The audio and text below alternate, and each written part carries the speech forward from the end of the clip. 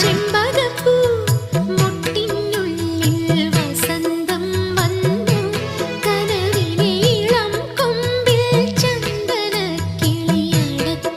ചൊല്ലി ചെമ്പകപ്പൂ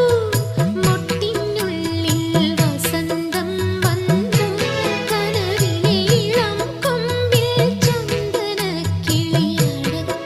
ചൊല്ലി പുതുമഞ്ഞു തുള്ളിയിൽ വാർമഴവില്ലുണർന്നേ ഇന്നു കരളിൽ അഴകിന്റെ മധുരമൊഴുകിയ മോഹാലസ്യം ഒരു സ്നേഹാലസ്യം